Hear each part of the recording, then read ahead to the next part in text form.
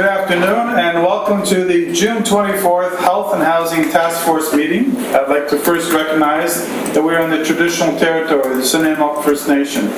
Today's meeting of the Health and Housing Task Force will be held in accordance with the Community Charter Council Procedure Bylaw 2018 number 7272 and Ministerial Order number M192. Therefore, members of the public are required to observe meetings virtually and not attend in person. Question period will be suspended throughout the duration of this order being in effect. Members will attend via Zoom at these special meetings or maintaining physical distancing at all times. And members of staff that are partaking in the meeting will be spread out in the boardroom as we are now. And so I'd like to call this meeting of the Health and Housing Task Force to order. And first item is introduction of late items. Do we have any? There was just the addendum, Mr. Chair, that was circulated to everyone, which was a backup to Report 5B, a presentation from Jen Legate. Okay. And in addition to that, I've been requested to move Report A down the list to the last, and we'll have Reports B first before A. Is that correct? Yes. All right. So with those changes, does anybody else wish to add anything or change anything? Hearing none, I'll ask for a motion to accept the agenda as amended. Councillor Hammonds, seconded by, thank you, John Cormick. All those in favor, say aye or hold your hand up. Aye. Any opposed? Hearing none, that's passed. Next item is the adoption of our minutes. So moved by Councillor Hammonds, seconded by Sidney, thank you. Any discussion on that? Hearing none. All in favor? Aye. Any opposed? Hearing none, that's passed. And that brings us up to item 5. We're whistling right through this. And 5B will be first one. It will be a presentation of Dr. Linda Turner, Strategies, to be introduced by our city manager, Lisa Polson, not the actual whole city manager. But that's right. Okay. I just got promoted to the city manager, but luckily Jake's not in the room. So Alina is going to give us an update on the project deliverables and timeline, and this is why we're moving the discussion on the extension or request to council to extend the term of this task force beyond July. And then after that, we're going to have a presentation from Jen Leggett on systems integration, who's a systems integration analyst with Help Seekers. And this is very much, again, about one of our deliverables around how we become more coordinated with the community. And then the last one is a discussion on information sharing and collaborative tables. So again, this is about the outcomes of the work that Alina is doing and getting us to the next step. So without further ado, and Alina and I may tag team a little bit on the project deliverables and timeline. So Alina, if I can get you to take it away, that would be great. Absolutely. Thanks. Great. Nice to see everyone, and I see some of you in Zoom, some of you are here in person. So I'm just going to get started and share my screen with everyone, and hopefully you can follow along all right. So a couple of things that we wanted to touch base with you on. First is, and I think this is going to be exactly appropriate to touch base on at this point in the conversation, because you're all going to be talking about next steps in terms of the task force's goal. So I'm just throwing up a diagram that you would have seen in other presentations of just our work with you and the technical assistance we're providing over, it was supposed to be until June, but again, the pink line here is really the COVID line that happened right in the middle of our community engagement, if you recall. So what we are proposing now that things seem to be opening back up is that we too can pick this component and put it back into action. And we have some work and in terms of moving this forward that we're thinking about through the working group in terms of the details of the how. We're looking at obviously taking the COVID measures into account, and there has to be some flexibility in how we do this, but not wanting to put things on hold further.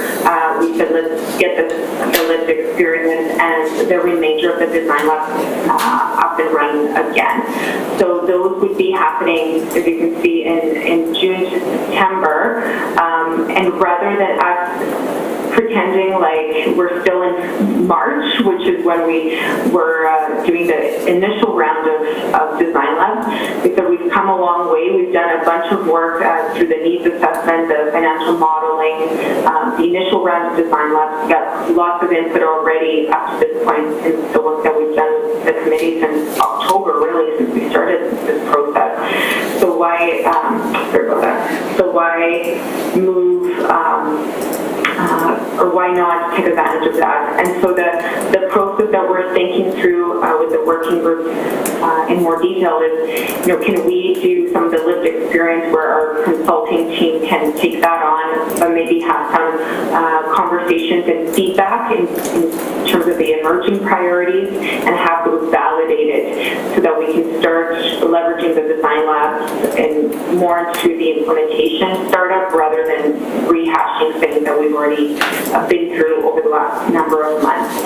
So that's kind of the proposed approach moving forward, is that we have July and August to do maybe more on a more nimble, scattered approach rather than just kind of getting 50 people in the room and doing the design lab. That's not going to work right now, obviously, and there's tons of hesitation around that. So we're going to take that away as of course, unless there's a bunch of challenges with that from your perspective, so that we can get back on track and wrap up the rest of the deliverables in September, which of course would mean that the task force would have some role to play, and if council chooses to extend those timelines. So Lisa, do you want to jump in on this before I get into the deliverables? Yes. So one of the things that will be discussed with the working group, and I think it's an opportunity for all of you to consider, is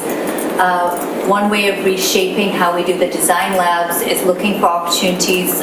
We'd already discussed this with both some of the peer groups as well as also Sanemo, and expanding that to some of the other design labs where we provide the resources for people to organize those with their community members. So empowering groups where they may already be meeting, may not always want all of us in the room with them, and giving them the resources to do that themselves, and expanding that beyond the two groups that we were going to co-design with. And that may take place remotely, but there may be some groups who are currently starting to meet within their own comfort levels with COVID. So looking at providing those opportunities for the different groups that we've yet to reach out with. And as Alina said, we have the opportunity to shift the design labs to really build on the results that we're getting and move us forward by asking people, now that we know these different factors around our community and that we have gaps in these areas, we have advantages here, disadvantages here, what do you see from your community or subgroup perspective in things that we need to do differently to help our community become more resilient? And I guess the other benefit to it is that we've already started to identify priorities. If you recall, the financial modeling identified a number of gaps. Presenting, when we present to these groups and when we develop these packages that they can take on the road, if we choose to go that direction, then they're reacting to something that's more concrete versus before it was appropriate at the time that it was a more generative discussion, like what do you think the problems are, what's working, what's not working. Well, now we've done a lot of work to find out what the problems are and what some of the potential solutions and strengths are to build on, and we've started to already identify priorities some actions out of that process. So rather than just asking them to rehash things that they might have heard about and being part of before, let's get them to validate and find opportunities that we might have missed in our analysis as well. So maybe I'll pause here to take any questions on the proposed approach. Do we have any questions from anybody? No. Okay. All right. Okay, so I'll jump to the next slide, and sorry if this is small, there's a lot, so I'm hoping everybody can see the screen. These are the 6 big buckets of deliverables that we have in our contract with the different funders in supporting the task force in this process. So just to rehash them, if you don't recall what they are. So the first one on the list there is the systems map. So doing a holistic analysis and looking at gaps, opportunities in terms of your ecosystem. So obviously that was completed, and that was part of some of the ongoing work that Hope Seeker was doing with the United Way already. So what we also did then is took that data and integrated an analysis of the data into the needs assessment. So that was completed in February. I know you guys have an ongoing relationship with Help Seeker System Mapping Team, where that system map is continuously updated as well. So anyway, the point being is that piece was completed, and it's an ongoing refinement because it's a dynamic data set. And actually I just got a note from Sydney about looking at expanding this further into outreach services. So it's always going to be evolving. Strategic engagement, so this is the key stakeholder buy-in, and so we, as I mentioned before, we got through the initial set of design labs. We've had the task force meetings with all of y'all. I think we're at about 12, unless I miscounted. We've had the working group meetings. So at all these meetings, we bring things forward to you. We get your feedback. We integrate that into the next step.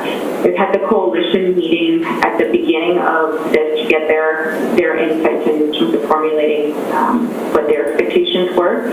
And then we've had some of the one-on-ones with you guys when myself or Dina were on site. So that's what we've done thus far. However, between now and September, we need to finish the design labs, right? Because we were interrupted in the middle of that. The lived experience focus group, so wanting to do, again, we had an intersectionality approach and lens to ensuring that use the NAMO, the on-reserve, off-reserve perspective. Various groups in the community that are already meeting and mobilized that we want to tap into. So those still need to occur. Again, 10 is the target number. We might end up with a little bit less, a little bit more. We'll see what kind of mobilization we can get despite the COVID restrictions. We're probably going to have another 4 meetings, again, if I counted correctly, and similarly, we have the working group meetings on alternate weeks to get into the last bit here. Actually, I don't know why it says here. Ignore this on-site org meeting. I think it just got pasted over here. Because I'm sure we're probably going to have some on-site org meetings, but I'm not sure we're going to have 11 of them. Sorry, guys. Just goes on without me. So that's where this engagement piece is at. There will probably also be in meetings, either on site or via Zoom, that are going to be just with some of the key stakeholders, for instance, BC Housing and Island Health. The key funders will probably going to want to have that opportunity to have those one-on-one discussions. Again, they probably won't be on site. They probably will be on Zoom, just knowing everybody's situations right now. But for sure, there's a few more of these critical ones that need to happen outside of design labs. So the next deliverable was the actual health and housing action plan. So the thing that brings everything together so that you can say, here's what our needs are and here's where we're going. So So the integrated needs assessment, so that giant 120-page document, or however big it is, that's the what's going on and what are the emerging priorities. And so you've got that, and you've got it in terms of complex needs, but you also have it in much broader than that, because we want it to be as comprehensive as possible and to be quite a seminal piece for the community that's dealing with social issues in general. So that was, again, completed in April after we got some feedback, and there's probably going to be, probably trailing feedback on that document, just because we know COVID is going to be something that we're going to need to add some, caveats on that document before we call it design complete and ready to print. The other piece that was completed in May was the financial modeling. So you guys recall the different scenarios that we had, the cost, the target, the KPIs in terms of positive exits from homelessness, or increases in or improvements in terms of that target complex needs group, and then those estimates. So you also remember that triangle pyramid, inverted pyramid that talked about what we needed to deal with in terms of backlog, as well as where we had capacity if we were to integrate more effectively. So those pieces are complete, but they need to be wrapped. Once we finish all these design labs, we need to wrap that nicely with a bow and add recommendations as part of action that need to also come in. Sorry, if there's somebody that's not muted, maybe you can read it yourself, just because there's some background noise. I think we're going to mute people, Alina. Yeah, maybe mute people, they probably don't even realize it. Perfect. So that recommendations report with, as you can see here, targets, gaps, costs to address the projected vulnerable population needs. Well, you guys have seen the preview, so there shouldn't be any surprises, because you saw the financial modeling results. But it's also really important that all this stuff gets packaged for you in a nice action plan, and then we actually talk about things like who's going to do it, who's going to fund it, at least from a recommendations perspective. So that's the part that we need to do, and we can't do that without having completed the design lab. Okay. Oh, sorry, there's that background noise. Hopefully people can still hear me. So that's the on target for September. Again, respecting that it's really inappropriate to talk about recommendations if you haven't talked to the people. So that's why that's happening then. We've done as much as we could without those engagement sessions, just so that we kept the flow going and the work going, as well as the deliverable. The next piece, and it's quite related, is the integrated funding strategy. So wanting to articulate a co-investment model to bring together the various funding sources to maximize that impact and performance. Because there's so many folks that are investing in social challenges in Nanaimo, and there's definitely some room for coordinating investments if there was willingness from the various partners to do so. So one of the strategies that we took, and you'll recall this, we had the social impact audit work. Social impact audit work that we presented the results on from the data that we did have access to.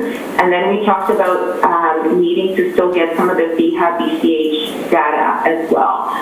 So those requests are, I think we have a meeting with Lisa to just be very, very clear in terms of what we still need.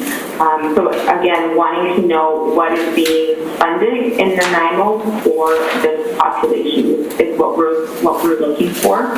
And we've seen it in other communities, so what we're going to do is show some examples of what the data looks like, so people have a really clear idea about what kind of data is needed for it.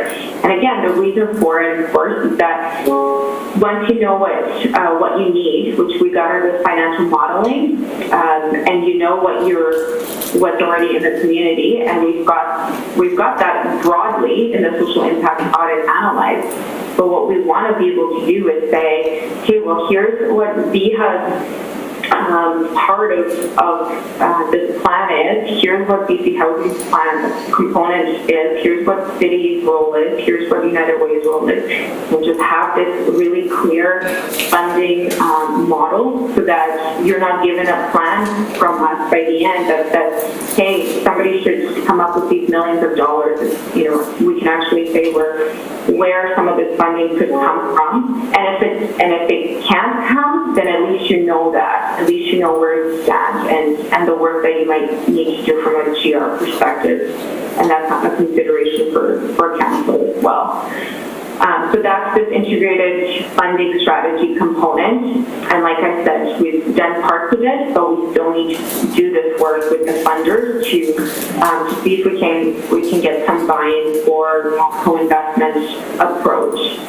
As well. There's lots of ways of doing this depending on their willingness to collaborate with each other. I've seen funders that do coordinated investment strategies where they put the money in the same pot and they go after community priorities together. I've seen other ones where they just collaborate on full funding programs at the program design level. And then I've seen things where at least they talk to each other before RFP goes out so that the other one knows what the other one's doing. So, we'll start with the low-hanging fruit, and then through implementation, hopefully you guys can build on that collaboration. But that's the game plan for moving forward into the summer.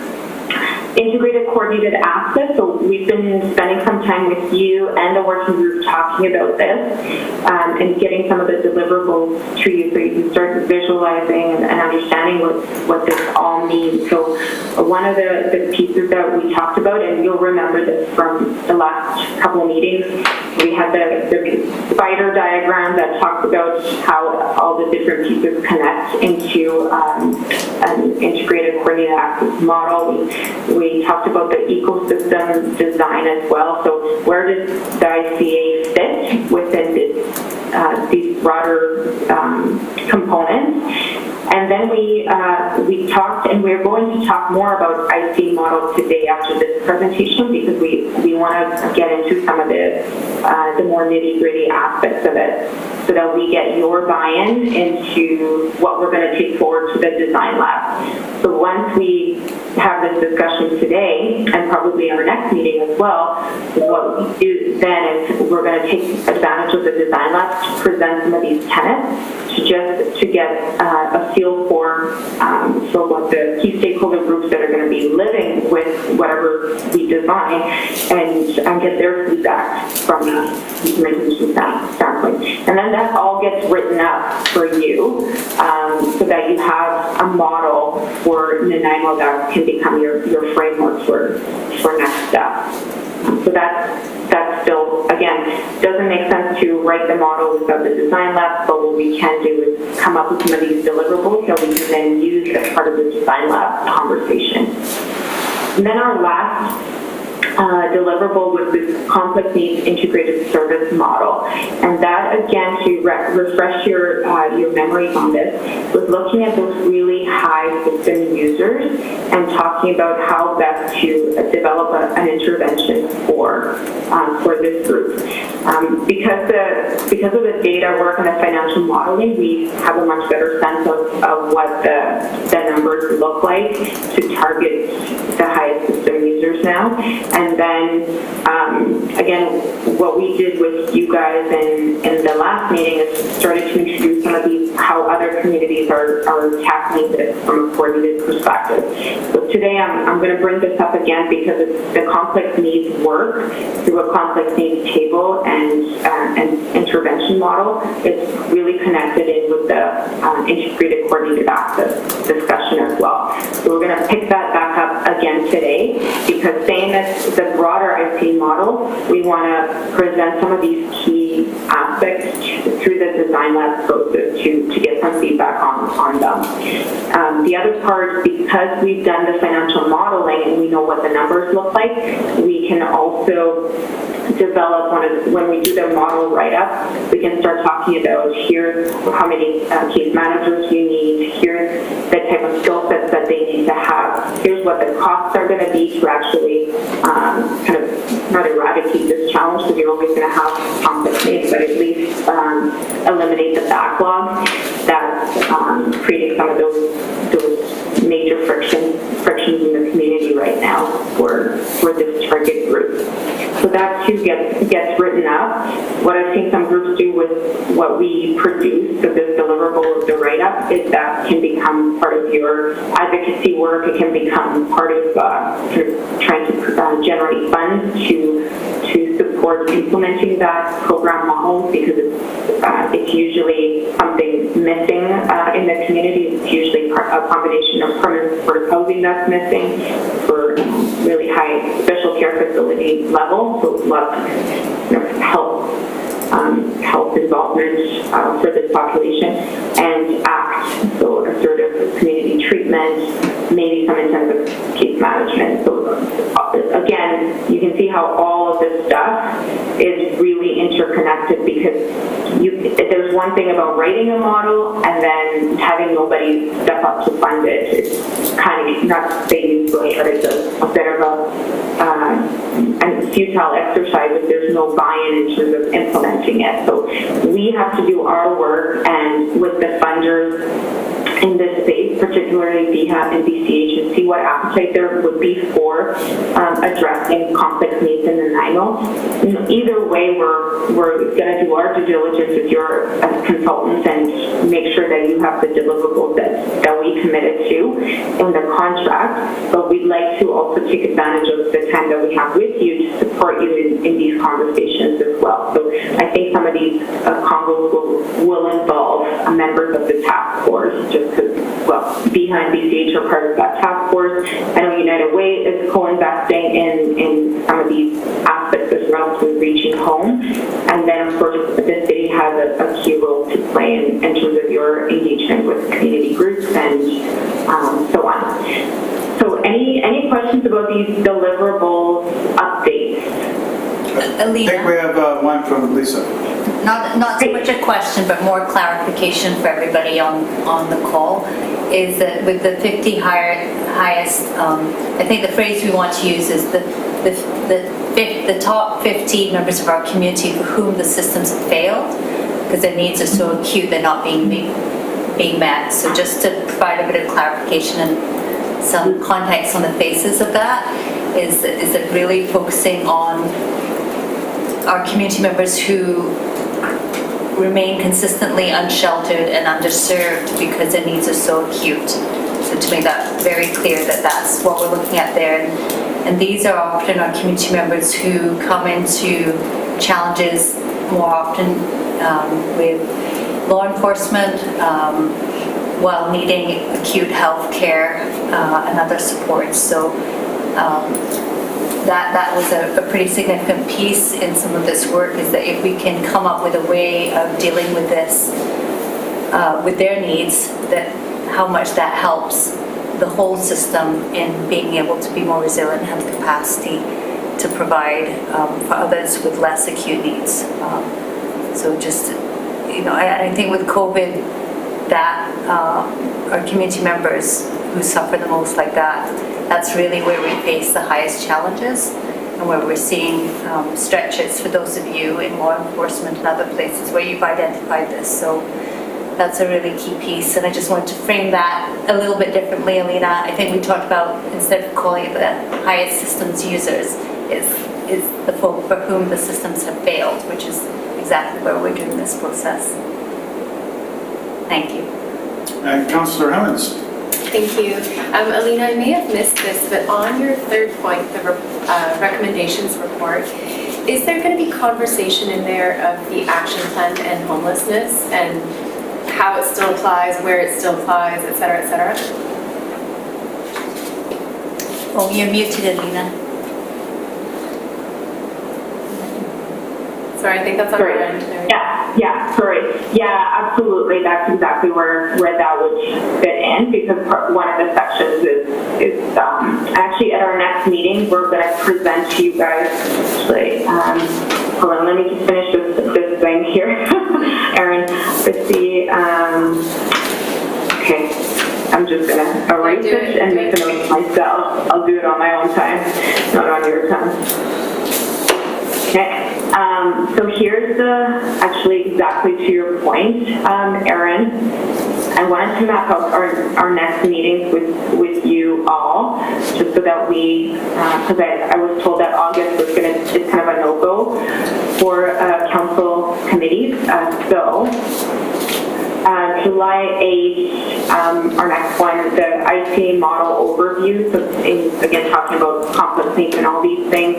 Social impact update, we'll do that. An action plan outline. So that, to your point, what we want to do before we go so far as to writing this 30-page document, we're going to present a table of contents to you and make sure that we're hitting all the notes that you want to have in that document as well.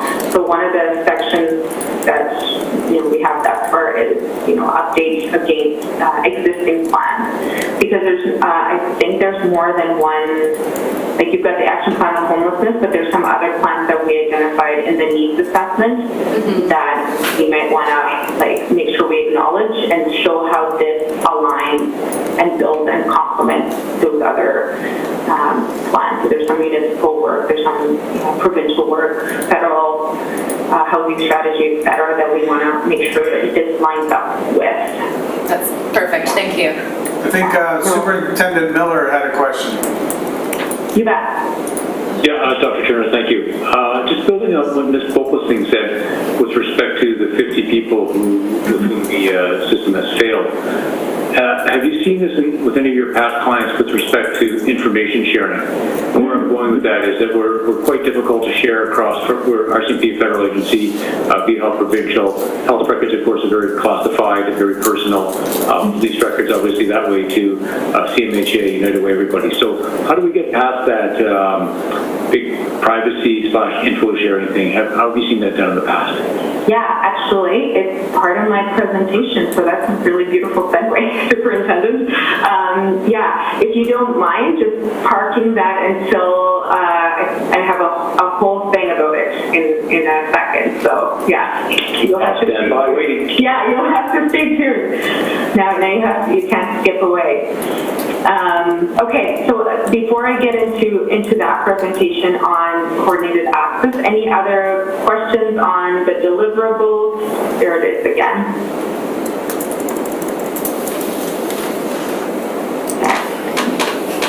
All right. And if you're saying like, oh, I don't know where that integrated needs assessment is, I don't know where that ecosystem design is, like by all means, like reach out to either Karen or myself, and we can make sure you get all that. We also have the design labs have been written up as well. So lots of the stuff what we try to do is like compile it for you guys in the needs assessment, which is partially why it's so massive. So there's a bunch of chapters in it as we keep adding to it. So they can stand alone, but they can also complement each other. Okay, so just to wrap this up in terms of our work with you, like I said, we're going to continue the conversation about integrated coordinated access as we keep developing the model for what the NIMOS is looking like. And today we're going to talk about it again as well shortly. If there's things that that are ready for updates to you, we'll let you know. So if more data comes in on financials, we'll make sure that you're updated as we have conversations with the other funders. The outline, like I said, we want to get that in front of you at the next meeting to make sure you're comfortable with it. Meeting after that, the complex needs model. So what the superintendent was referring to, that the top 50 or however we talk about it in an appropriate way, but having sketched that program model out or intervention model out and how that would fit into the integrated coordinated access approach. And then by that point, we will be underway with some of these community engagement activities, so we can bring some updates to you to let you know how that's going. August, community engagement is going to continue to happen, so these would be the lived experience, focus groups, stakeholders that might be wanting to provide us feedback on the Ica model, the complex needs model, the emerging needs that have been identified through our integrated needs assessment as well. If you notice, everything's integrated, so yeah, hopefully it turns out that way too. So then we get into September, and that's our last month with you. So that's the time to present the draft action plan. Again, draft to you. At that point, we have the rest of the month to get your feedback. So we're going to have a feedback process on that document so that task force members have an opportunity to, again, not nitpick grammar, but if there's key things that you're not seeing in there that you want to see in there, that you have that opportunity. The way we tend to do this is through, again, just like the INA document, a Google Doc where you can drop comments. That's been the really most effective way, especially working virtually. Then we're going to have an opportunity to talk about implementation at that September 9th meeting. So you're going to be walking away with the draft, so you know what the actions look like, and then bringing it back again to the implementation and accountability component. Integrated funding strategy, again, at this point we will know from the engagement where the other funders stand. Now you've got it all in front of you. Now it's the meat of what's next and who's going to do what. September 23rd, I'll talk about transition planning, so this implementation roles, just wrapping that conversation up and getting some conclusion in terms of roles and accountabilities in terms of the action plan implementation. And not just the action plan itself, but also who's going to be running the quarterback on integrated coordinated access, who's going to be running quarterback on complex needs, how do all these pieces fit together, and who's going to take them forward. And the plan launch, again, it's a question mark whether how you want to wrap up this work. Sometimes it's a big deal, and there's a media launch, and we can talk about that. Sometimes it's not as exciting, or sometimes it's a series of launch events and conversations. And so wanting to have an opportunity to talk to you guys about that and how you want our support in the plan launch as well. If you want our support, we're happy to kind of hand it to you as well. Transition planning is also, where we kind of hand it off, and obviously if there's nobody to pick up the baton, it's hard for the consultants to pass anything at that point. However, we do need to have some passing of the torch from our team to the implementation leads in terms of rollout. And then project wrap up, if there's anything else in October, we wanted to just have a bit of an October touch point if there was anything else that pops up. And at that point, really, it's going to be in the court of the implementation lead rather than us from October onward. And then the question also becomes if the task force continues on post-October and becomes part of the governance structures to oversee the implementation process as well. But obviously that's something that is not going to be determined in today's meeting. That's probably something that happens in the September 9th to 23rd time frame. So any questions about that? Dr. Turner, I have a question. Because the Health and Housing Task Force will be making recommendations to Council, Yeah. Where does that sit in that list of events? Yeah, that's actually an excellent question. So, Lisa, did you want to talk about our Yeah, we talked about that earlier today as well. Yeah, so what we'd be doing is after the Health and Housing Task Force makes a recommendation, ideally, we would be able to do that in September so that we could bring it forward in October to council. Looking at either potentially October the 5th or the 19th. In an ideal world, that's what we're aiming for.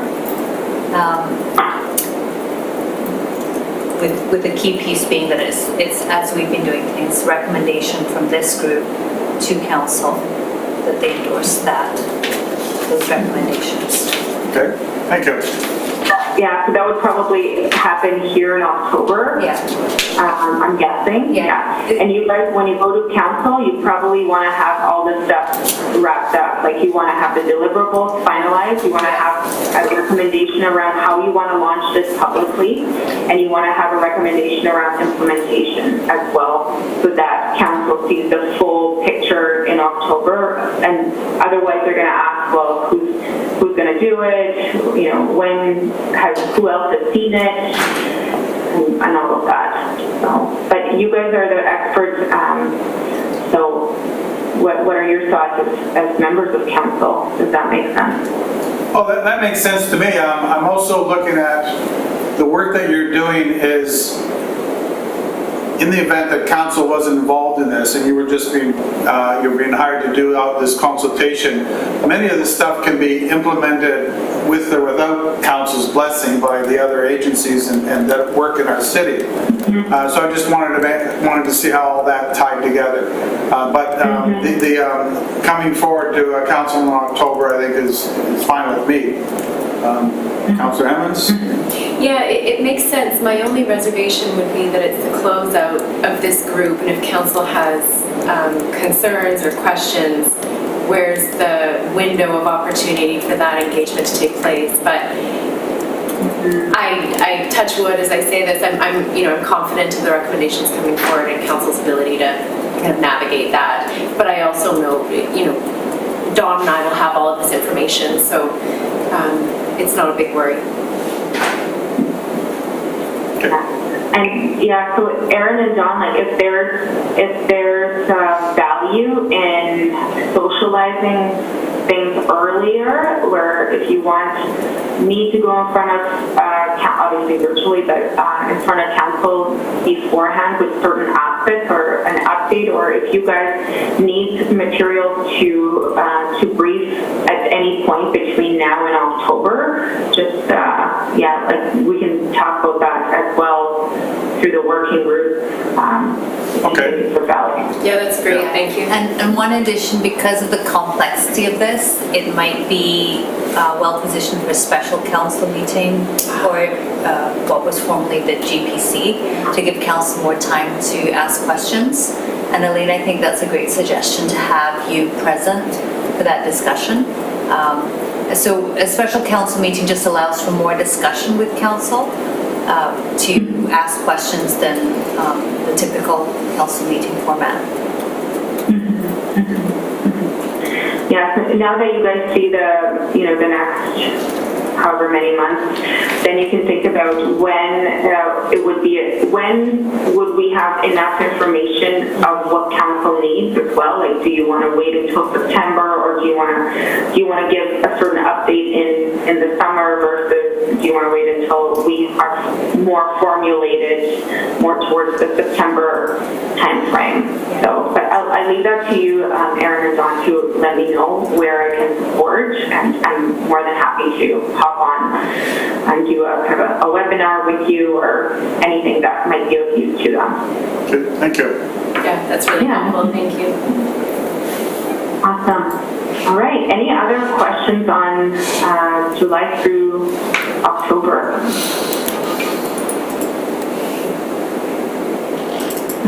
Sydney, I know you're on the call. Like, any thoughts from you, just as another key funder in this? Does this line up with what something that you're comfortable with as well? Yeah, I think it's the best we can do given all the changes that have happened in the last couple of months. So, obviously, the needs on the street are increasing every week, and we've got that urgency, but this is how long it's going to take to get to the final stages of this project.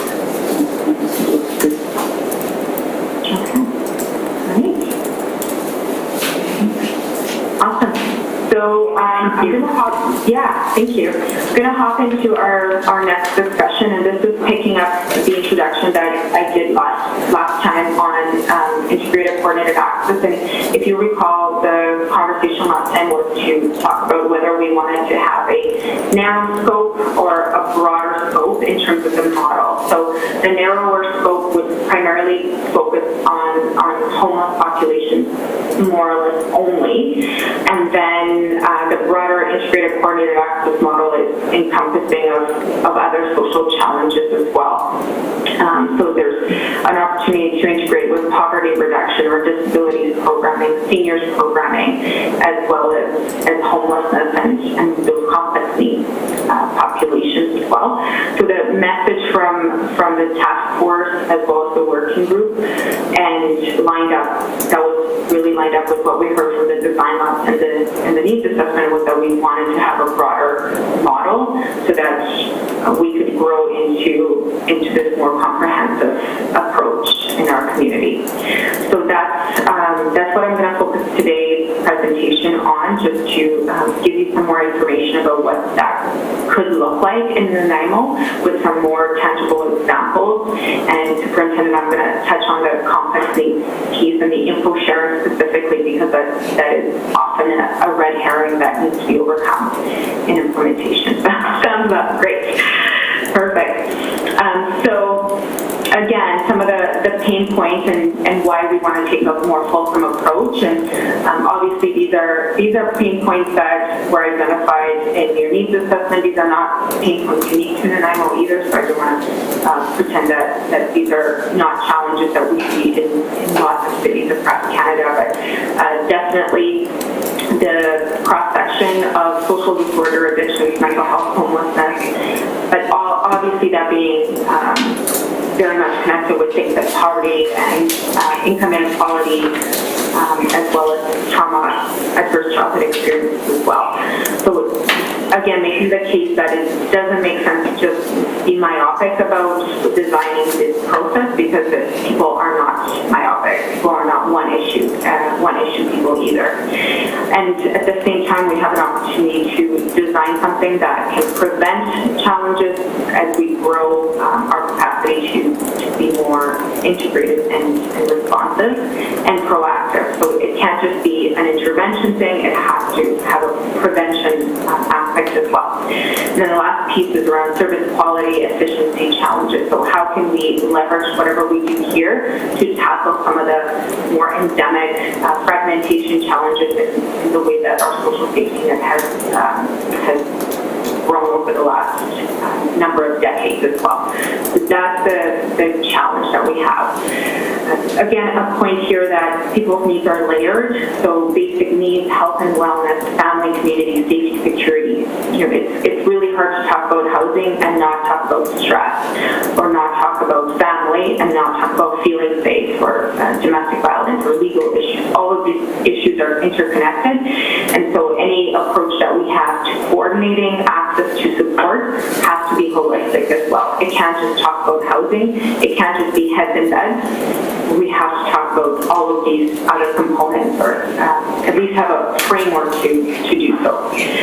So when we talked about this last time, you'll recall that we wanted to develop an integrated coordinated access model, so a process to triage and connect people to services, and making that as smooth as possible depending on this cross-section of needs, not just one need at a time. So you recall that we had the various issues here, so just some symbols to showcase that, and then the various colors of people just to talk about the fact that it's not just complex needs, it's not just women, it's not just men, it's not just seniors, it's not just youth. It's diverse populations, and everybody's needs are very different, but everybody has has the right to have a speedy access to the right services at the right time.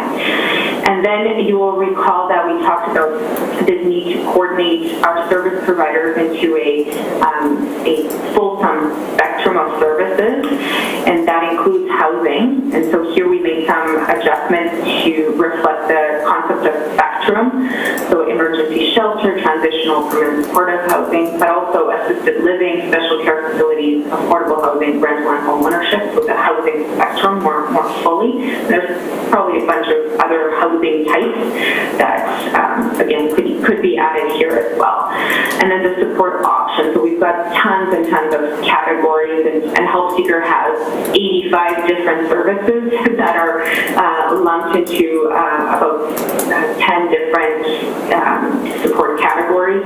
So again, rather than listing them, it's just kind of a note to say we have the full well-being spectrum that has already been mapped out, and it's already speedy access to all of those. And then, of course, all of these components have a connection to funders and the coordination of dollars and investments in this model as well. To enable it, we obviously need systems planning for this approach to coordinating the entire ecosystem, and we're going to have recommendations on who and how that's going to be accomplished. Service coordination as well, so how do the organizations themselves, what are the processes and blueprints for how they're going to be working together. Data systems with an S, and the interoperability of data systems, and inclusive data sharing, communication within these various buckets, but also between the various components and the people in need of support, as well as the people who support them, so the broader community. So there's a whole range of communication recommendations that are going to be coming out of the strategy or the action plan.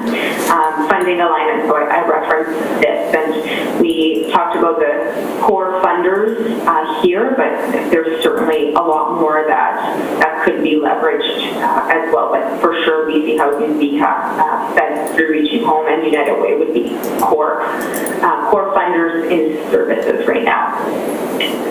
Okay. We talked about this as well, how services, when somebody comes through coordinated access, that there's ways that we can leverage technology and leverage capacity that's already happening in the community to just have a more consistent way for people to find help. So right now, there really isn't a way. It so happens if somebody knows somebody, or if they show up at an agency, if that agency has relationships with another agency, or if that particular worker has knowledge of other services, they'll make those connections, and that certainly happens, and I don't want to discount that at all.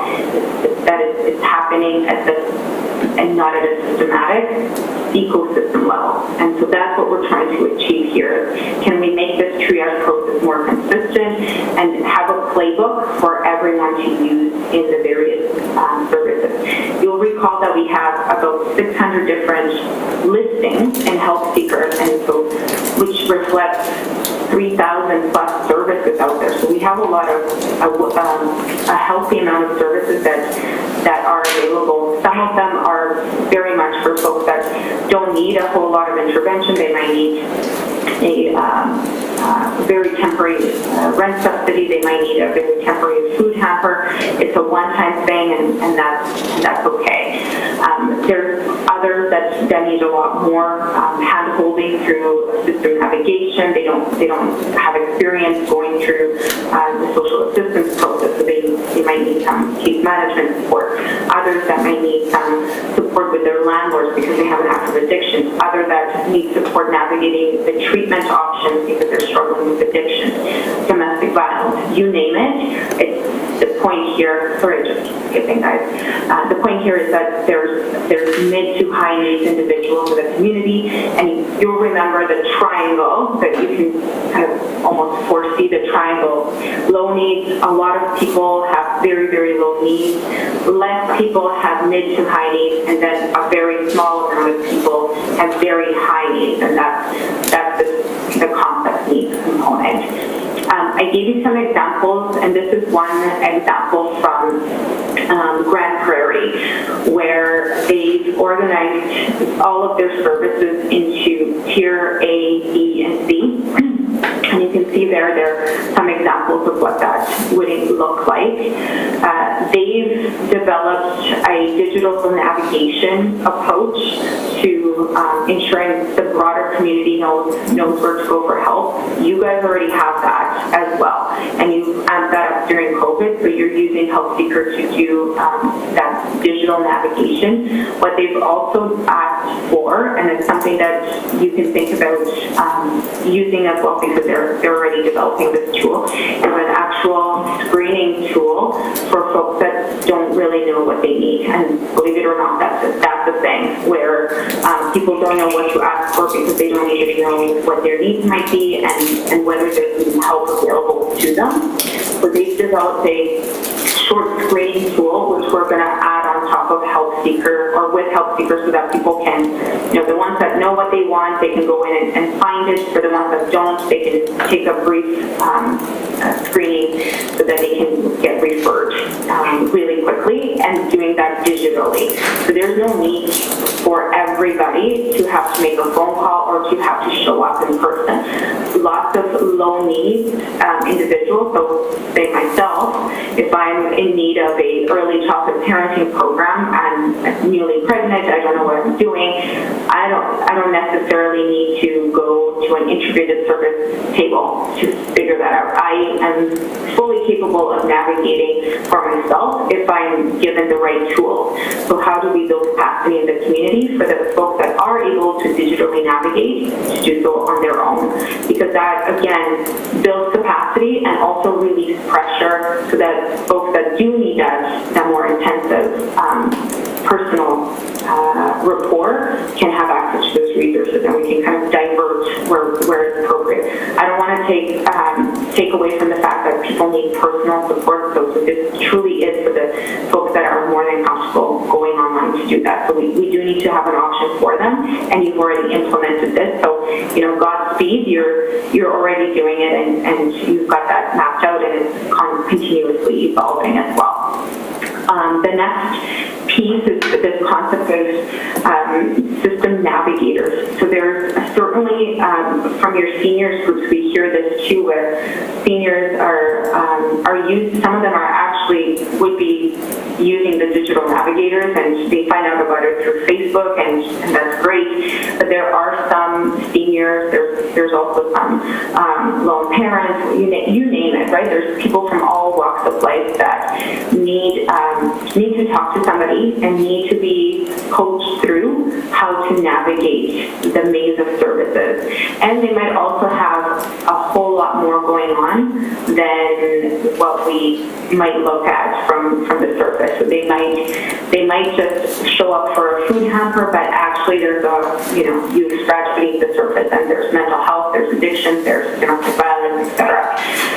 Now it's maybe not the highest needs, but they would definitely require more support.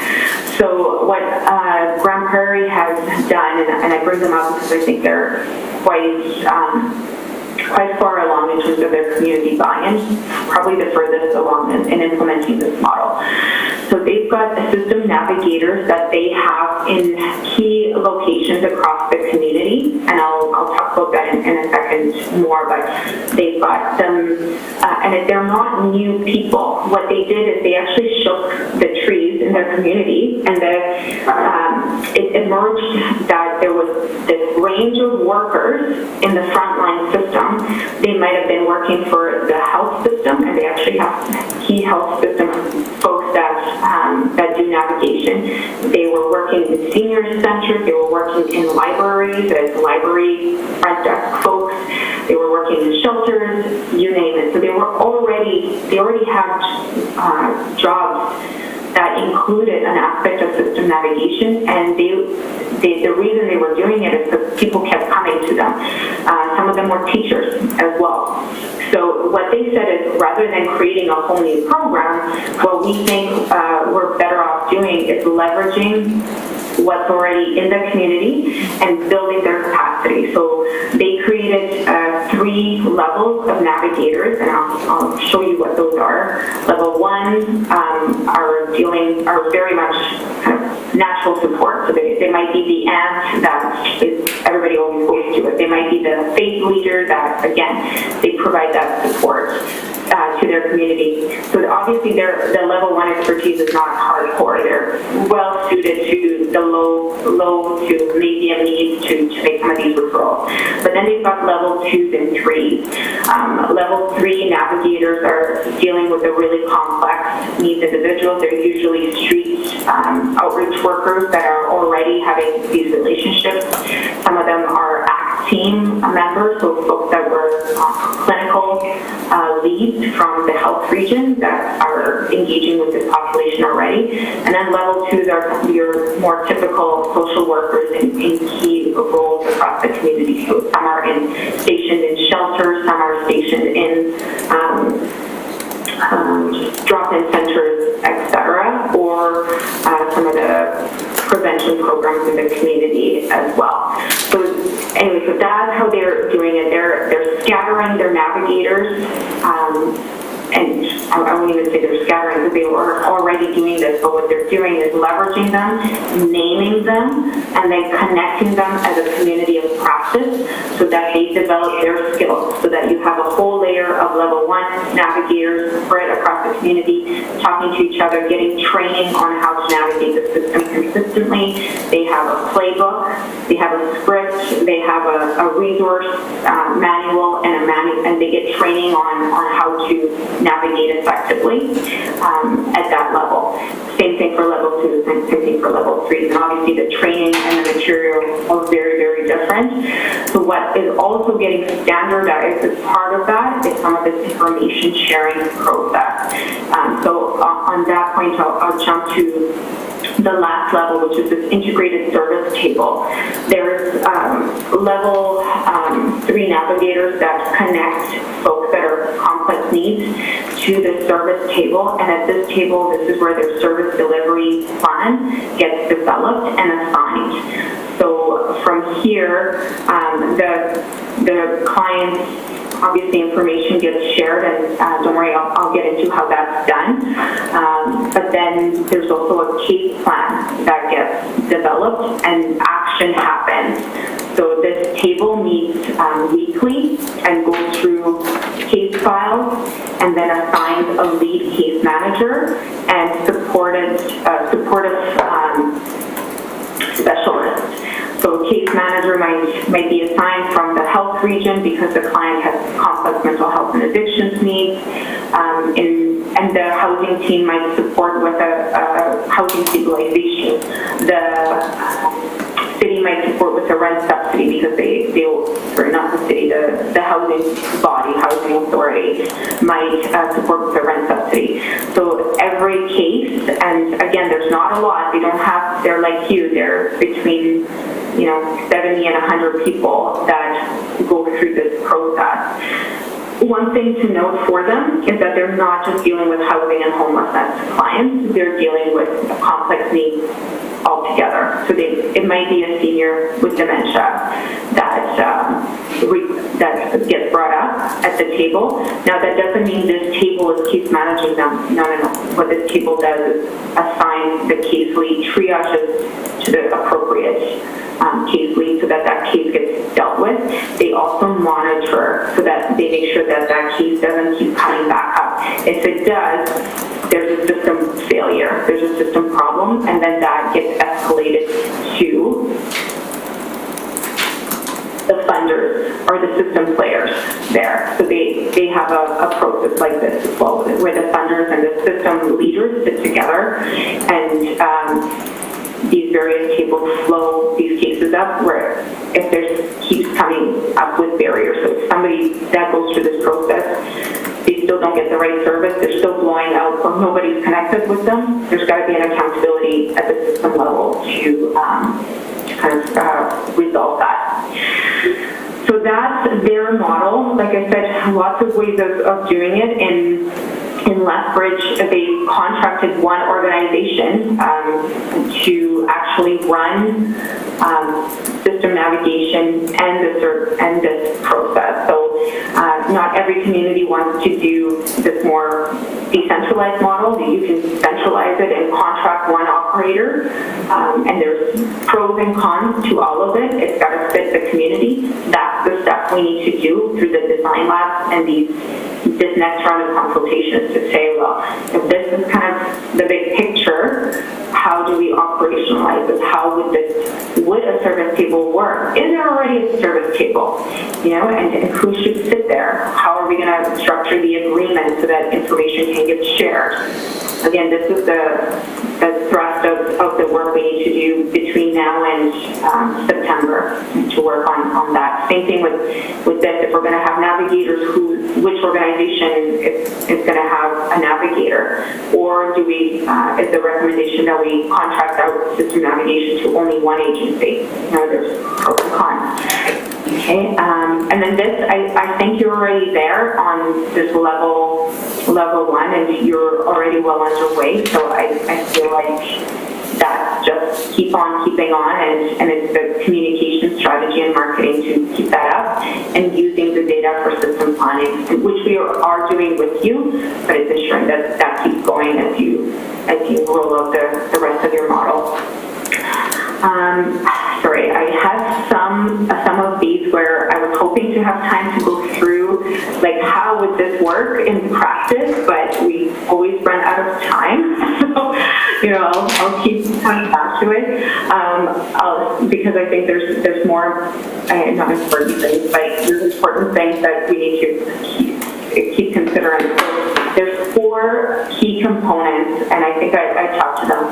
The navigation, you're already doing this, and I think you just keep on keeping on. The community locations, so the physical locations, wanting to figure out where these naturally occur in the community. Every community is a bit different, so I'm not going to predict the libraries and the schools.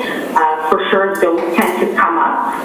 Sorry, there's children at my house because it's our supper time. Sorry.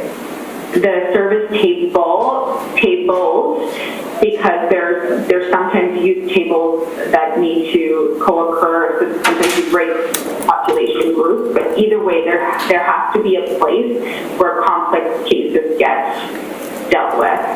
And then the last piece is the system navigator. So who are going to be doing this, and how are going to be trained and mobilized? Right, I'm just going to stick my head out and tell the kids to just be a little bit more quiet. I'm sorry. Don't apologize. It's life. It's the COVID. It's usually me.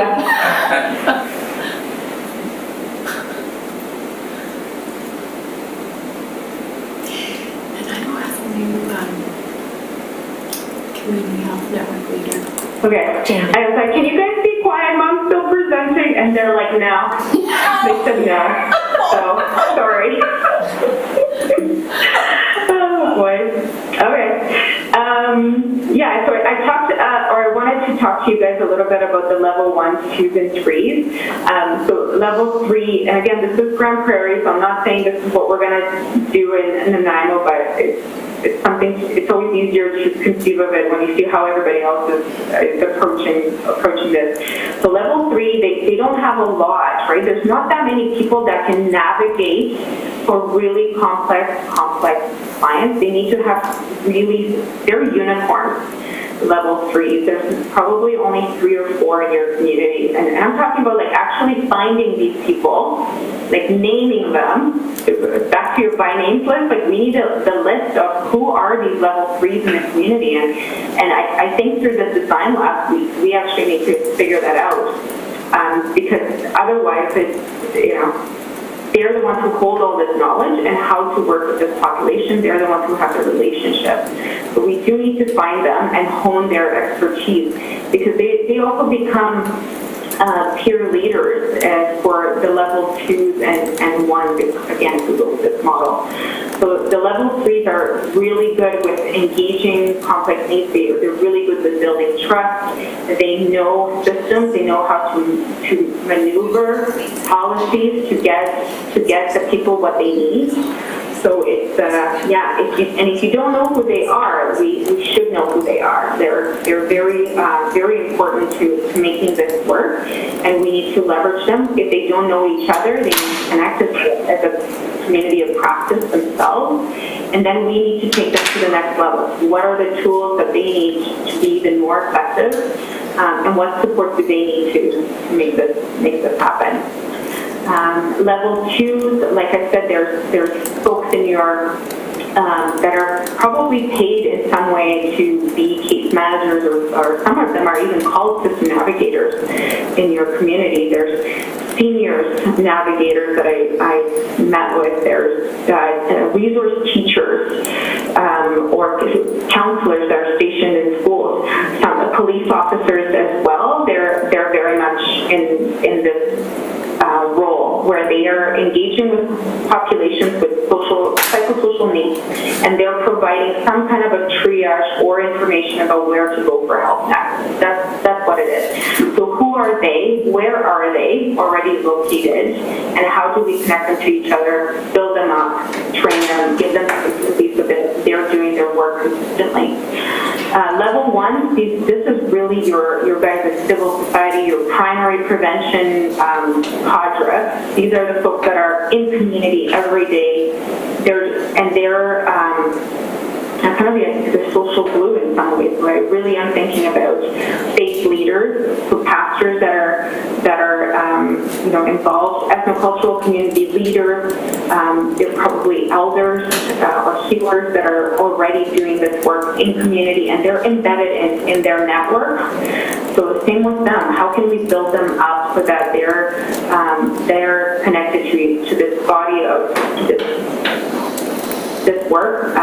Do they have the right tools and information to be even more effective at that? And it's kind of recognizing that they are doing this as well. So I really do have this Aunt Cheryl, and she really is back to where do people go for help? They go to their natural support. They don't typically go to our level 3s. That's pretty few people overall.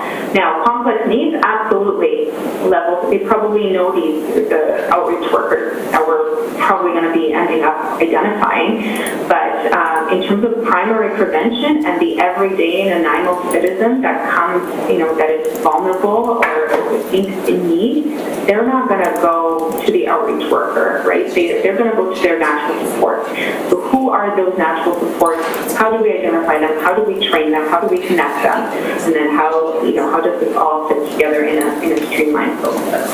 Again, this doesn't happen overnight, but having the right framework is going to be important.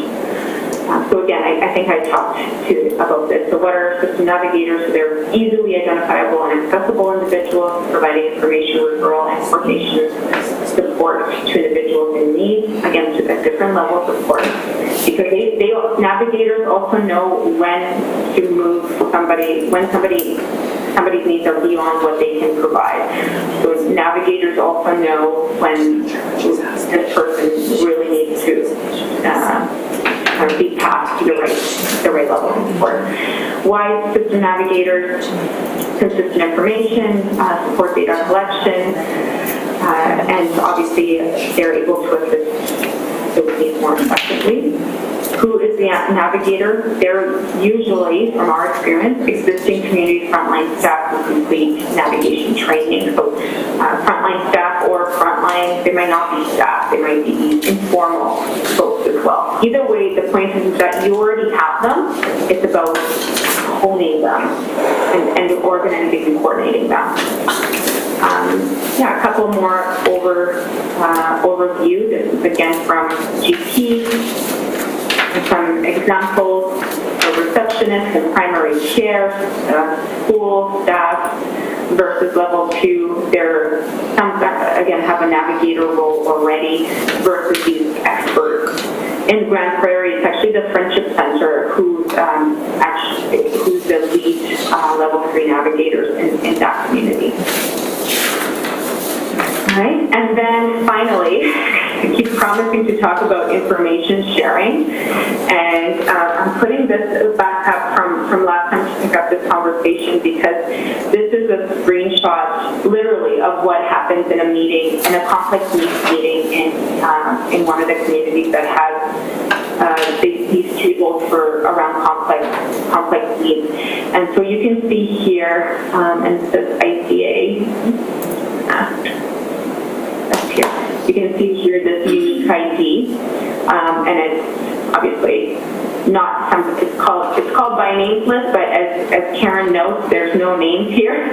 So number one, there's ways that you can share information and obtain consent. So you can see here no, no, no versus yes, yes, yes. You can obtain consent for individuals to be brought forward to the table. And this is Lethbridge's process. What happens is you get an organization will have their top list. So let's talk about. We should pick on. We'll talk about police, just because superintendent's asking the question. So they'll have their list of kind of top folks that they think are going to be appropriate to bring forward to the table. So what police's process is, and it's obviously there's training that happens, just like in every time you implement this type of a process. But there's a certain individuals that will get trained and have the knowledge on how to refer. It's usually one of these navigators, level 2 or 3 navigators that are part of the police force. They'll interact with that individual. There's already some rapport that's occurring with that individual. Then the police officer would get consent to bring that name forward for discussion to get the person help, essentially. So, I'm happy to share the forms that are being used between these systems. That's not a problem. Might as well copy what other health and police and homeless systems have done. So at that point, that consent gets signed off, and the client allows for their case to come forward to this table for discussion for the purposes of service coordination. So they say that form says who sees the information and what information is getting shared and what for. So then it might allow for this to occur. Same process happens with health as well. So it's the exact same process no matter what. So the process has to line up to all the legislation that all of these bodies are under, so FOIP as well as HIA. So the form has to go through each partner's process to get their blessing and tweaks to ensure it's appropriate. And like I said, when the meeting occurs, this is a screenshot of how prioritization happens. So each system, so this is police, Lethbridge Police Service, SES, this is their health system, supervised consumption. Sorry guys, I just keep skipping. Intox, this is their Intox program, shelter. Oh gosh, sorry. And on it goes. The DOT is their kind of CMHA outreach program, jail, EMS, you know what that is, community paramedic, and hospital. So then there's a filtering process to look at system use across, because that's telling us, there's touch points in all of these systems, and so that's, again, you're able to develop a game plan accordingly. And in our next meeting, I'm going to show you guys what an integrated service plan looks like so that you can see, for instance, and I have some of it here in terms of process. So again, the screening happens at the entry point, so EMS, police, ER, supervised consumption site, shelter, and outreach. DOT is their outreach. They get prioritized for service, so there's different assessments that have to be done, and each system has their own assessment. So there's safety ones, there's substance use, there's anyway, but that's for homelessness. Every system has their kind of hoops that clients have to jump through. So that also gets done by this, either the entry point does it with them, or it's done by the lead support worker that's assigned, depending on where the client's at. And then the integrated service plan gets developed and importantly, it gets delivered. So again, this is an example from an existing one. So health services provides clinical support, city-funded programs, because in Alberta, the cities have United Way's role that United Way has in Nanaimo. So they do so those programs do housing and wraparound support and some of this navigation. Police does outreach and safety backup. So when clinical or housing has to interact with the client and they have safety concerns, police is the backup. And then there's all of that whole range of programs. So for you guys, you have the 600 plus listings. Here it's 1,400, and this is Lethbridge's process. So for them, they might have this core team, but that client might then want to have access to recreation or cultural support. They might want to reconnect with family, so they need to do some work on from a counseling perspective. And then, of course, there's outcomes and system use monitoring as well. So that's the process of how this works from a complex needs perspective. And again, here's who's in and how things get prioritized. The key point here is that housing and homelessness is just one of them. So there's justice, there's education, child intervention, as well as health. In Lethbridge, because children's issues are very complex because of adverse childhood experiences and in terms of one of the highest jumps in domestic violence nationwide. They're actually going to have two tables, one for children and youth and then one for adults. So, but either way, you can see the representation is the same because there's implications. Obviously not for education, but for adults, there's sometimes child intervention that needs to be brought into the discussion, and there's an apprehension happening as well. So maybe I'll pause here, because that was a lot of presenting, and I'm sure you guys have thoughts and questions as well. Mr. Chair? Yes? It was noted also in the chat, but Dr. Turner, the presentation that you have here is the same as what was provided in the agenda package, and there is, I know, at least 4 of the sheets were missing, which I think people would benefit by having in front of them. So just if you could forward this copy of the PowerPoint presentation, so you can circulate, but also the members of the public also like to be able to see that. So. Yeah, no problem. If I may jump in with a question, and hopefully there's other questions as well. It has to do with training that you mentioned, and the training of the navigation people, and in the different areas that they are, level 1, 2, and 3. Where does the funding for that come from? I would imagine maybe some of the training may be simple, like a couple brochures, maybe 20 minutes. So, whereas possibly level 3 would be much harder and more involved. Where does that money come from? Yeah, excellent question. So, there's usually a combination of things that happen. So. Again, it's different in Alberta because in Alberta the cities get provincial money to do this work. So they get a grant agreement, essentially. It's for social services, and the cities control that money so they can distribute it.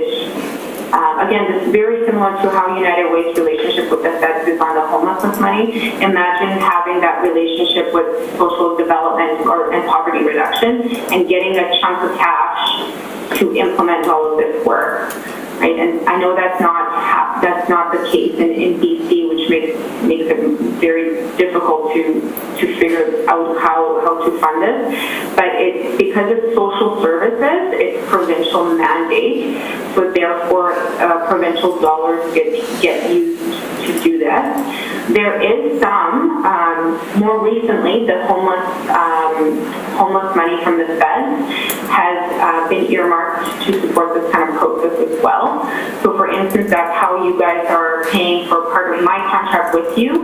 So, and that's why I also in my deliverables have to give you some of this complex needs kind of model and framework and some of this work, because Signy's pulling on that money from the feds to do some of this initial startup work. So in terms of training and implementation, usually communities will bring in technical assistance. So the same way that you guys brought us in to help you on it, they'll bring somebody in to support the training and community rollout of this, or they'll assign it to a staff. But either way, there's a cost to it. You're correct. So to give you an idea, in Grand Prairie of timelines, they engaged with us on this model, and they used federal and provincial dollars to do it in October, and they started implementing it in about, I want to say March. Yeah, probably March. During COVID is when they're like, oh, we can't wait anymore. We just got to get going.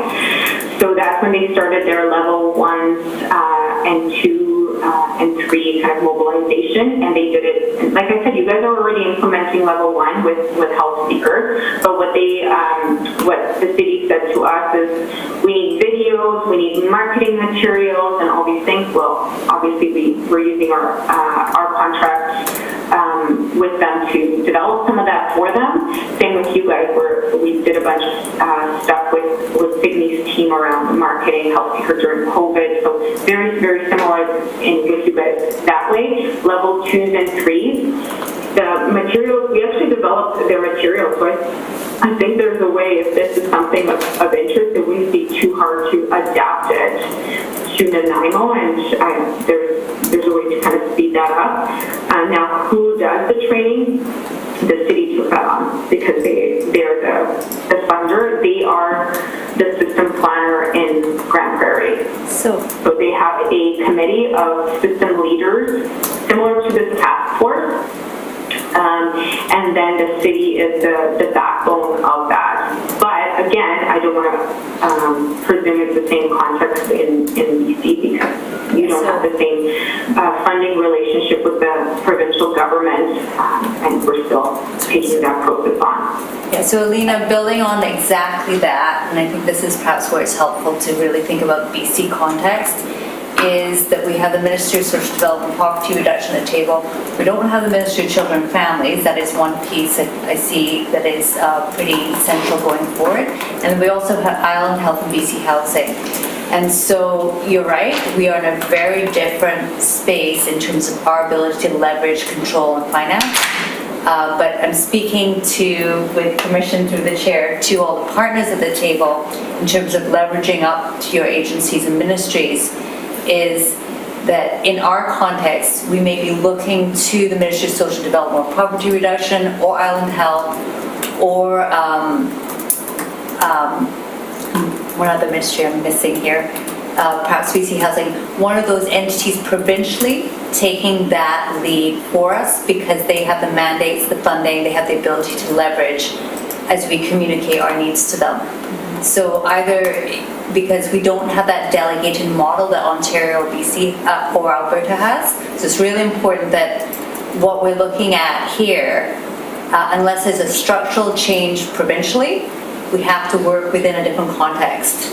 So I just want to make sure that the group are really clear about that as we move forward, because we're not going to be following the best practices in other cases initially. It may take 5 years, maybe the province restructures things, creates a different ministry, maybe they delegate to local governments, but at this point in time, that's not our reality.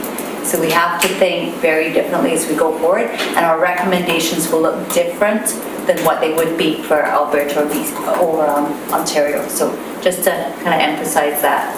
piece, and that speaks directly to Councillor Bonner's point about how is this funded. So our partners at the table are key to helping us do this and coordinate and potentially lead it as well. So just putting that out there. With that said, and I appreciate the comments, can you tell me approximately, if you happen to know, what the budget was for that process? For implementing this stuff? Yeah, like it's like, the training that we talked about, yeah. Yeah, it's like $100 grand. Like that's not the challenge. It's not the $100 grand. It's having the backbone, like somebody on the ground, because because you can't rely on consultants to do your community work is the issue, right? Or you're not building that local capacity. So consultants you should use for, as you know, right? Like you're using us for technical expertise, you're using us to develop stuff and tools and methods and things like that. But you still need to have your local team on the ground running it, because the magic happens in the relationships, and we give Justina as an example in Abbotsford before, just because it's somebody that's trying to do this within the BC landscape.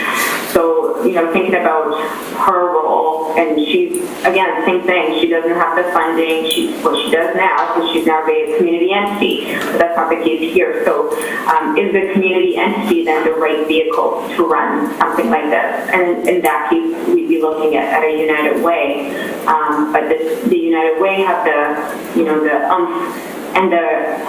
the mandate in a way from the provincial system to do this. You kind of can't do this really well unless you have some kind of an agreement with the provincial players, because they're pretty key to this. So in the absence of having that, what Lisa was referencing, that relationship with them that other provinces have.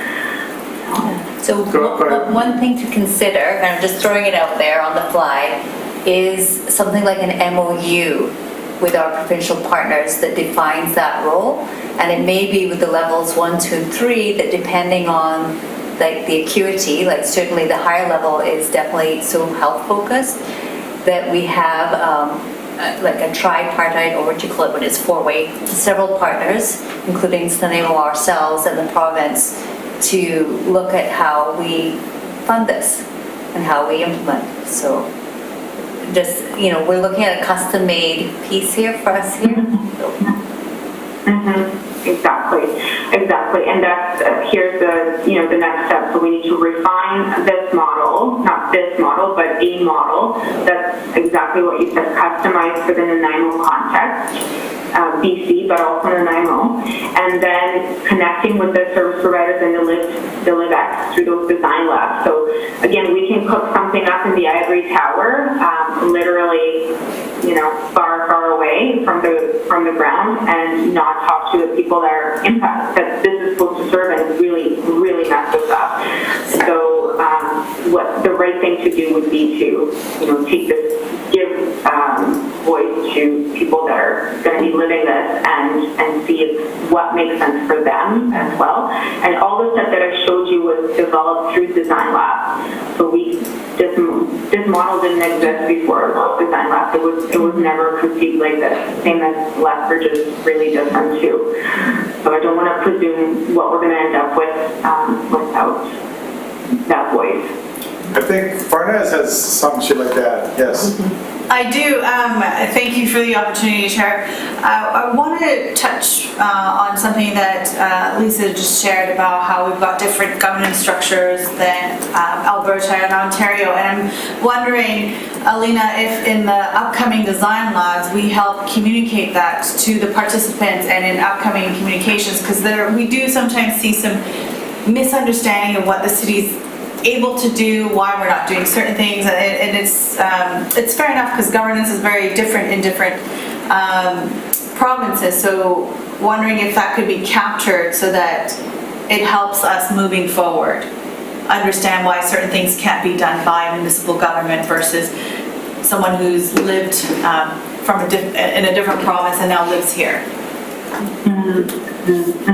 Oh, so you mean you're getting some of these questions in design labs where people are saying, oh, city should do this or province should do that, and there's not that clarity in terms of what's currently possible under the current regime? Exactly, because as Lisa said, we need this to be custom to Nanaimo, to BC actually, given how the BC government's mandates are. And so just making it very clear that even though, especially as you're giving examples from like Grand Prairie or Ontario, so people don't get mixed up as to why is that particular municipality able to do X, Y, Z? Why can't Nanaimo do it? So they understand the complexities. Yeah, and we could talk about Abbotsford too, which is kind of more closer to home then. It looks pretty similar though. And I guess the way that they've been able to do it is because the community entity has taken it on, is basically the gist there. So they're the ones that are investing in the training and the process, policies, etc. They've also done it in partnership with situation tables. So in Abbotsford, digital navigation, same as you guys, we're like that's how we got to know you guys is through Abbotsford. So Nanaimo has helped Secure as well for that. They have a partnership agreement and an MOU, exactly what Lisa said, between the city, the health region, police, and some key organizations that are delivering services, and they run this high needs process, and they have a coordinated access model embedded. They've been running that for quite a number of years already, but what they're now adding to it is a situation table component to support police concerns around some complex things that they're interacting with. So they are amping up integrated service table that way. So the piece that they're working on right now is this community location. So creating partnerships with the food system, transportation, schooling, and I think community centers there to have this model. So I think it is possible. It just not slightly, but it just involves using the community entity funding, the municipal kind of leveraging or ability to bring people together, and this willingness of the partners, right? Because it's the same health system and police and justice system there too. Selena, can I jump in? Emmy, could we give Emmy a chance to the chair? Sure. Emmy, if you could speak, and then we'll probably wrap up this part of the portion of the presentation. Sure. Yeah, thank you for the presentation, but I also think that, I know we have a big group and there's a lot of us, but I also want us to be solution oriented and also a pathway of us challenging the current system, right? I always think that sometimes we think just because it's not here in BC that it's not doable, and I think the examples you shared are great examples, but it's not BC, right? And I think I don't want us to forget that, we're here at Nanaimo really trying to get other people to see us as a government, as much as they see the federal, as much as they see the city, we're another form of government. And when you talk about the high users or whatever the term we're going to use, a lot of them are Indigenous people, right? And so in BC we have opioid, and along with the pandemic, affecting Indigenous people on higher numbers than anybody. And so I think that for us, the story is this is going to save lives, right? And so for me, I want us to figure out what is is it a media campaign? Is it telling the MPs or meeting people or talking to different funders of Navigators or whatever this is going to look like for our community? Because I do feel like there is other models across the country, but I think the only way we're going to do this is together. And I know that it always hasn't been our story here in Nanaimo, but we're trying to break that down. And, a lot of the things that are happening in the world right now with COVID and racism, either we're going to rise above all that and say, this is about people and humans and about care about love, but I think that for me, I want us to see some actionable items, like that we wrote a letter to the Prime Minister, that we wrote a letter, and I do think we are missing the child ministry, or the child ministry, but I think right now our big focus is homelessness, right? Most of our homelessness population aren't connected to children, that isn't the priority, but I do think that's the stream that we're trying to work. A lot of the men who are homeless and within our community are parents, or just active addiction. And so for me, I just want us to try to figure out, I like what you proposed, but I also think that we need to get down to like a heavy duty working group and say, here's what we want to do. We want to do a letter, we want to do meeting, we want to say, this is what we've done here. This is the work we've done with this task force. So there's no point of us having this task force if we don't end up creating some kind of change. And I just don't want this to be a wasted effort. But that's all my 2 cents. I love it. Thank you, Emmy. Thank you, Emmy. I think, are we done with the presentation, Dr. Turner? We are. Yeah, that was it. Yeah. Okay, thank you. Superintendent Miller, did you have your questions answered? Where is he? Yeah, I did. Whether it'll work here in this jurisdiction or not remains to be seen. As Emmy says, we've got to go forward and make change happen. It's a blueprint that worked in another place, whether it works here or not. As I mentioned yesterday or Monday, pardon me, in front of council, the homelessness situation itself is not a police issue, but we are a partner and we are willing to work with everybody as a group to bring a successful conclusion and try and help members of our community, because by doing that, I end up making the community a safer place. Thank you for that. Signe, did you have a question?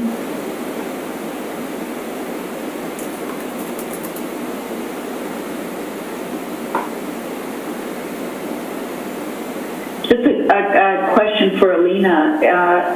In terms of, could you do some research with Abbotsford in terms of what their investment has been in their efforts over the last number of years? They just became a community entity of Reaching Home Funds, and Dina's been working on this file for several years, so they may hold the CE funds, but that's not all of what the city has been putting into this file for a while. So I think it'd be good to know that, so that we can have an understanding of, what's the cost, not just from the Reaching Home Fund.